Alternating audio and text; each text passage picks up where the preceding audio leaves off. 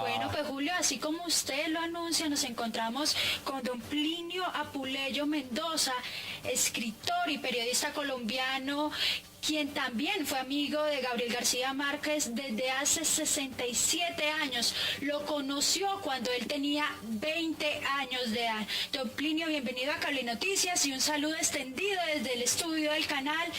Y cuéntenos, ¿cómo conoció usted a Gabo? Mire, eso yo lo he escrito ya. Lo escribí en este libro que se llama Gabo, Cartas y Recuerdos, o Aquellos tiempos con Gabo, se ha publicado antes así. Y entonces, ahí tengo el primer parrafito del libro, que lo encontré acá, dice, ¿dónde nos conocimos? En un café, hace muchísimos años, 67.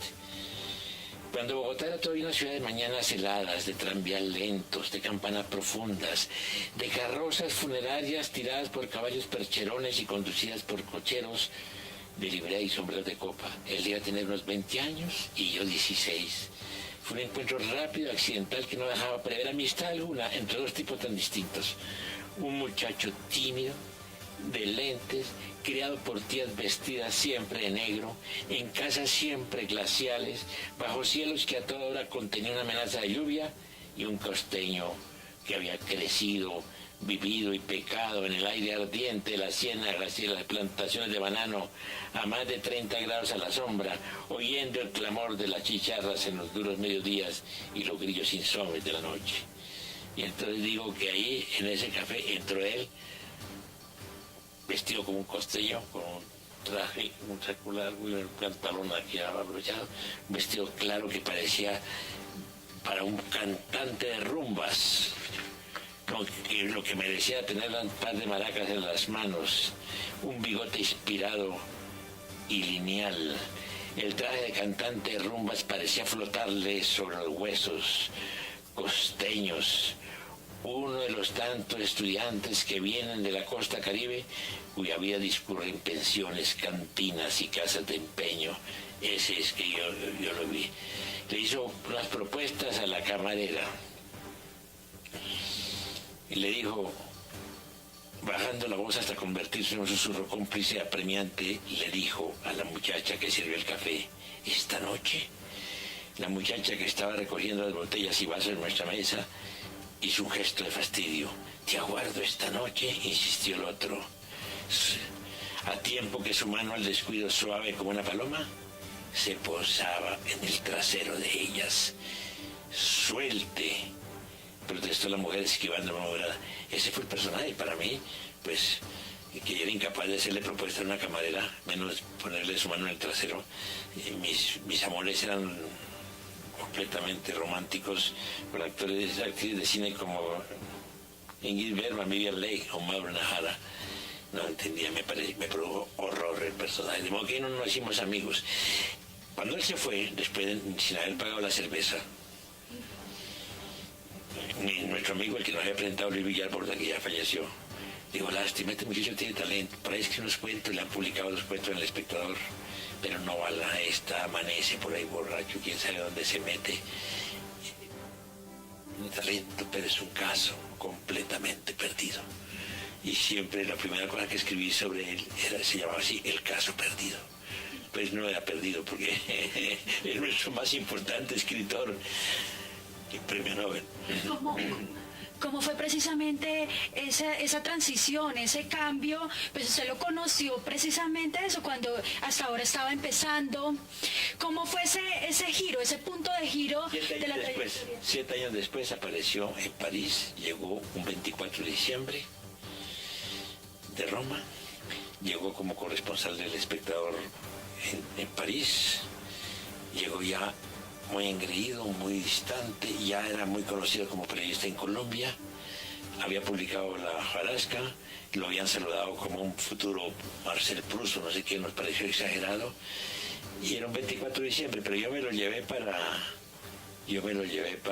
esa noche, como era 24 de diciembre, lo llevé a casa de un amigo, Hernán Vieco, arquitecto, y me acuerdo que la mujer de Vieco, que era una gringa, una americana, Juanita, la queríamos mucho, lo miraba. ¿Por qué trajiste un tipo tan horrible? Me dijo. ¿Y qué tenía horrible? Apaga los cigarrillos en la suela del zapato. Y Y bueno, sí nos parece, sí. Pues se alojó en un hotel frente al mío, pero ahí no nos hicimos tampoco amigos, sino 3 días después, de la manera más inesperada, que fue la siguiente, lo invité a comer en un restaurante del barrio Latino, a cenar la noche. Lo llevé y cuando estábamos comiendo allá en el restaurante, sin darnos cuenta que horas empezó a nevar y él nunca había visto la nieve. Y entonces bajó, cuando salimos del restaurante, él se quedó completamente hipnotizado, viendo todo el Boulevard San Michel cubierto de blanco, los árboles, los carros, etc. Se puso a temblar y de pronto vi que le temblaba aquí la cara y dijo, mierda, mierda, y salió corriendo exactamente como los futbolistas cuando meten un gol, levantan los brazos, se caía, subía, etcétera, etcétera, etcétera, etcétera. Y dije, no, este sí es su amigo, este es completamente loco. ¿Qué es lo que más recuerda de Gabo en estos 67 años? Es más complicado. Eso sí es complicado. Bueno, yo recuerdo la época dura cuando cerraron El Espectador, cuando quedó sin poder pagar el hotel, metido en una buhardilla al 7º piso, sin aceptar que uno le prestara plata, pero teníamos que llevarlo a comer alguna cosa porque lo contrario se moría de hambre. Y bueno, pero muy amigos, porque hablábamos de todo, es decir, íbamos a bares, a fiestas, tocaba vallenatos, hablamos de libros, de Virginia Woolf, de los libros que nos gustaban, hablábamos de Rojas Pinilla en Colombia, teníamos una amistad muy grande y resolvimos que ir a ver el mundo socialista, porque nos encantaba, el socialismo era para nosotros, para todos los muchachos de mi generación, un sueño. Porque como había tantos dictadores aquí en el continente, nosotros pensábamos, apoyados por el Departamento de Estado americano, pensábamos siempre que el socialismo iba a ser una cosa maravillosa, algo distinto al mundo socialista, o sea, el mundo comunista, y nos fuimos a conocerlo. Y fue el horror, porque encontramos fue una cosa completamente distinta a lo que nosotros soñábamos. No duró sino 2 días la ilusión, porque los 2 días, después de haber visto unas ciudades tristes, con unas colas tremendas en la Alemania Oriental, y dije, bueno, vamos a que nos cuente nuestro amigo Luis Villar, que está estudiando en Leipzig, qué es lo que está pasando, porque no corresponde a lo que nosotros nos habían dicho y soñábamos. Y me acuerdo que yo iba manejando hacia allá toda la noche por una carretera, allá te pasan camiones militares. Paré el carro porque me estaba dando sueño. Y él se bajó del carro. Se despertó porque estaba dormido. Se bajó del carro y se vino detrás de mí y dijo, oiga, maestro, soñé una cosa horrible, pero así con este, me dice, ¿qué soñaste, Gabo? Soñona. Y eso fue una premonición, porque después la confirmamos cuando estuvimos en la Unión Soviética. Bueno, y ahí seguimos. Pero hay muchos recuerdos, yo no sé exactamente cuál escoger de tantos. Bueno, don Plinio, le tienen una entrevista desde estudio. Así es. Espera. Denis, mándame un gran abrazo a Plinio Apuleyo, gracias por estar con nosotros y queremos que nos cuente un poco el perfil de ese García Márquez político, que él lo conoció muy bien, cómo lo describiría en ese ámbito, que a pesar de que sentía como no quererse comprometer, existía en él un mundo político también en Gabriel García Márquez. Don Plinio, le mandan un saludo inmenso desde el estudio y nos dicen, bueno, que nos cuente un poco de ese perfil político que tenía Gabriel García Márquez, ya que usted lo conoce también. Perfil político. No, es que yo de perfil político, que Gabo cambió. Nosotros, pues nosotros, ¿cuál era nuestro perfil político? Nos desengañamos del mundo comunista. Acabo de escribir un libro que se llama Viaje por los países socialistas, y después llegó la Revolución Cubana, nos entusiasmamos muchísimo en la novela. Estuvimos allá cuando llegó Fidel Castro a La Habana. Me nombraron a mí director de Prensa Latina y yo lo llevé a trabajar conmigo. Mejor dicho, trabajamos los dos en Prensa Latina. Finalmente el director, cuando nos conoció, nos encontró los dos aquí, dijo, no, ustedes, yo necesito gente fuera y ustedes son gente muy valiosa. Uno se queda aquí y el otro viene conmigo. Y el que se fue con él fue Gabo. En realidad fue cuando se fue a Colombia, nunca más. Volvió a vivir aquí, nunca más. Y se fue con él. Y bueno, la verdad fue que éramos muy solidarios con el director de la agencia Prensa Latina, lo he contado en este libro, Carta y Recuerdos, y él Yo renuncié cuando el director de la agencia no aceptó que los comunistas se tomaran la agencia, se metieran ahí por dentro y conspiraban, etcétera, porque nos molestaba mucho que el Partido Comunista quería cogerse por completo la agencia. No aceptaron que lo despidiera porque lo hicieron que lo reenganchara, y él dijo: entonces yo renuncio, convencido de que Fidel no aceptaría su renuncia. Y entonces renunció y le aceptaron la renuncia y tomaron la agencia de los comunistas. Entonces yo renuncié y a mí me dijeron: pues el que renuncia en la revolución es un contrarrevolucionario. Fui a la Nueva York a decirle a Gabo que había renunciado, y Gabo ya había renunciado también, no le mandaban plata de regreso. Es decir, que hasta ahí compartimos todo, y durante 8 años también teníamos la visión distante y alarmada un poco de lo que está pasando en Cuba. Donde ya tuvimos una posición distinta fue cuando detuvieron a Padilla, Alberto Padilla, el poeta, y nos reunimos en la revista Libre, que yo era jefe de redacción, y ahí estaban todos los escritores del boom: Cortázar, Vargas Llosa, Carlos Fuentes, bueno, todo el mundo, y decimos, mandé una carta expresándole a Fidel Castro nuestras inquietudes, pero inquietudes, todavía no era una protesta abierta. Fidel nos contestó con insultos diciendo que eran los escritores burgueses, etc.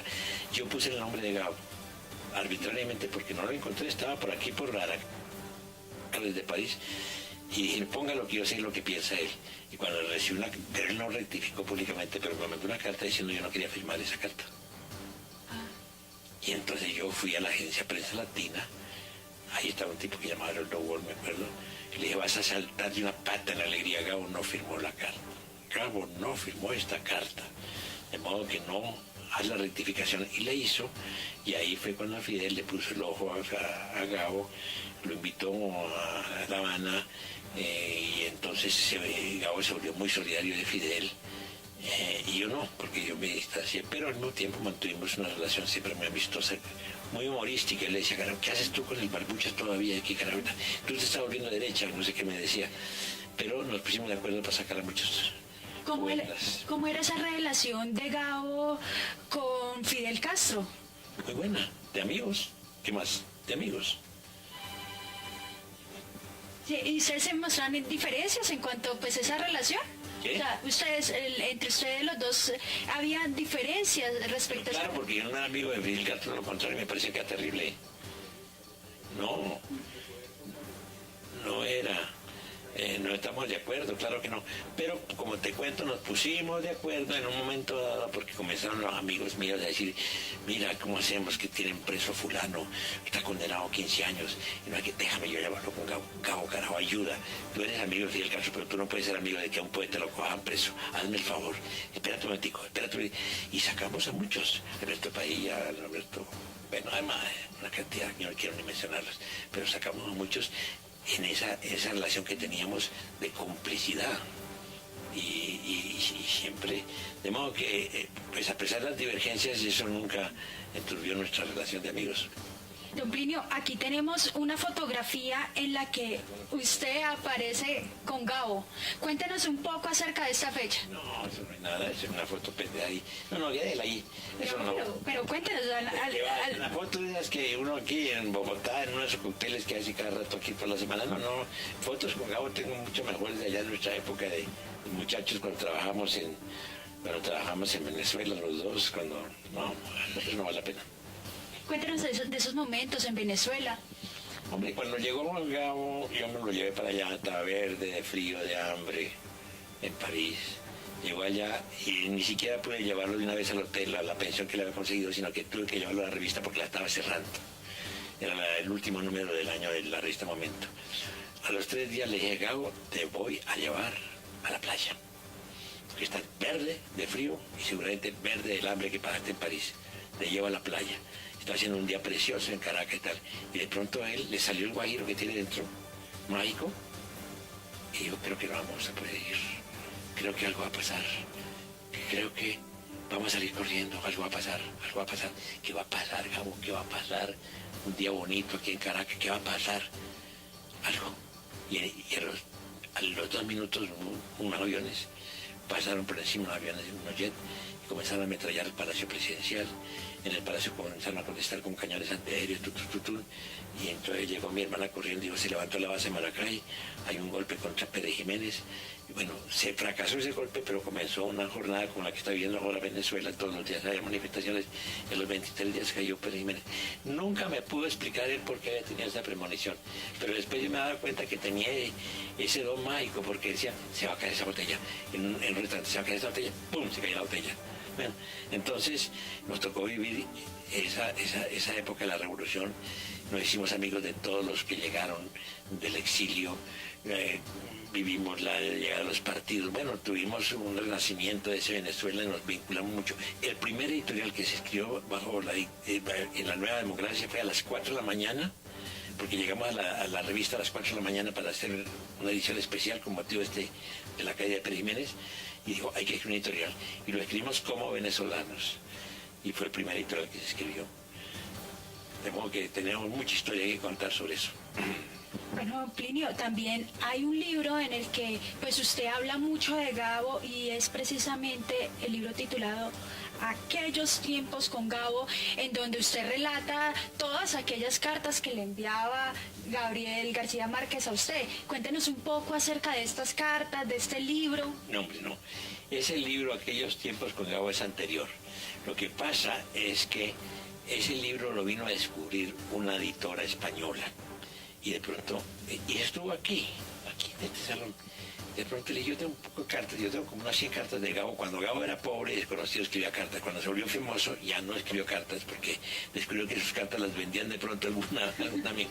Bueno, y entonces ya cambió las cartas por el teléfono.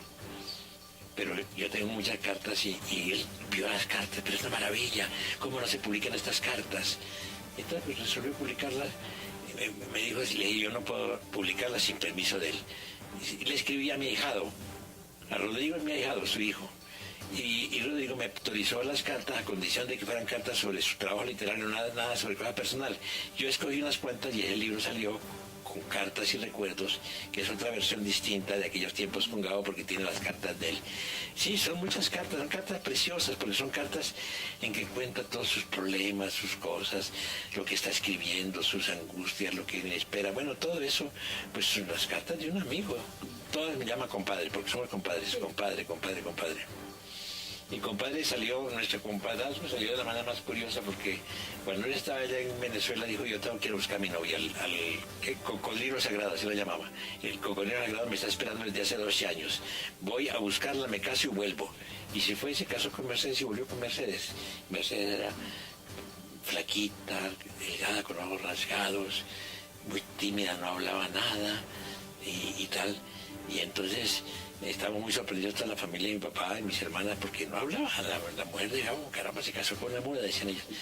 Y a los 3 días los llevé y dije, los voy a llevar a la playa. Y los llevé a la playa, está bien. Y le dije, bueno, espero que estén por lo menos comprometidos en fabricar un niño, ¿no? Que es lo que nos toca ahora. Y ella se habló por primera vez, digo, sí, y tú vas a ser el padrino, y yo soy el padrino de Rodrigo. Precisamente con ese lazo de amistad, y como la mujer que no hablaba, como se quedó muda, ¿cómo fueron esas relaciones precisamente de Gabo, su familia y pues usted? Perfecto, sí. Cuando llegamos a Colombia, como yo estaba soltero y estaba casado, yo desayunaba, almorzaba y comía en casa de Gabo. Y jugamos con el niño, que era mi ahijado, etcétera, etcétera.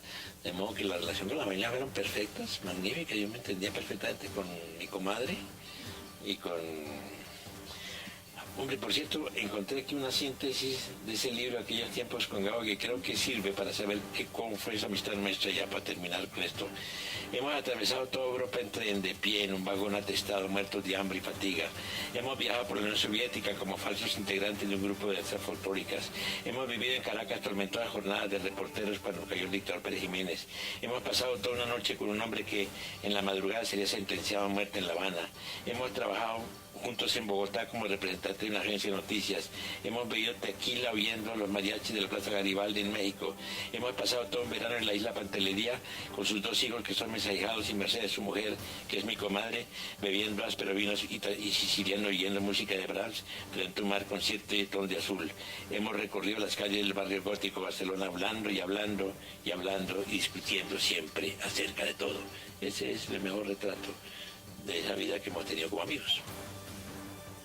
cómo era el carácter de Gabo? Pues digamos en el periodismo siempre se caracterizó por su carácter, su postura, pero ¿cómo era, digamos, en su vida cotidiana? Es que, bueno, como gente normal, buen amigo. ¿Qué puedo decir?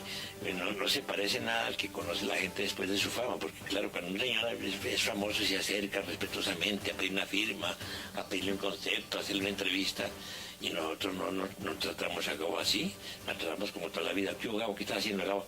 ¿Y para dónde vas? ¿Y qué estás escribiendo? Muestra a ver, déjalo leer. A ver, y le da uno también a leer las cosas de uno, uno lo ayudó mucho y él me ayudó mucho.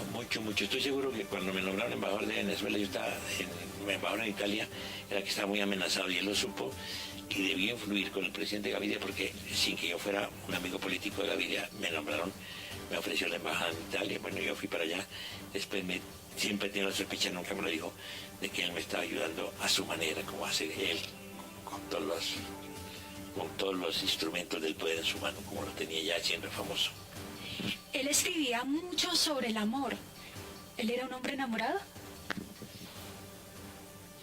Bueno, yo creo que él siempre fue muy fiel al esposo y de ejemplar, pero claro que le fascinaban las mujeres, a todos nosotros nos fascinan, pero tan prudente que una vez conoció a la mujer más bella del mundo, en México, y comenzó a hablar con ella, y comenzaron a sentir que había algo entre ellos, y ella le dijo, algo nos está ocurriendo, lo que pasa es que aquí está mi marido y aquí está tu mujer. Yo creo que es mejor que lo veamos mañana. Y le dio una cita en un sitio prosaico con el National City Bank. Se encontraron en el City Bank y él estaba temblando, muerto de susto, la mujer más bella del mundo. Y después le dijo, bueno, ahora sí, donde tú quieras nos vamos. Cogió el carro también muerto de susto, pero afortunadamente ella dijo, para un momentico que tengo que poner un aviso aquí en el Excelsior. Se bajó a poner un aviso en el Excelsior. Y él se metió en la librería francesa, dio 3 vueltas por la librería y de pronto quedó pensando, una relación con la mujer más bella del mundo es muy peligrosa, mi matrimonio peligra. Y se fue y huyó y nunca más volvió a ver a la mujer más bella del mundo. Ahí está pintado, Gabo, es eso. No es que no le guste a la mujer que le está dentro, pero maneja muy bien su relación, defiende su matrimonio como es. Don Plinio, finalmente, ¿cuándo fue esa última vez que usted vio a Gabo? Hace 5 años, en Barcelona. ¿Y qué descubrí, Gabo? A mí me han dicho que comencé a tener algún problema de memoria. No, tenía un problema de memoria, bueno, también la tengo.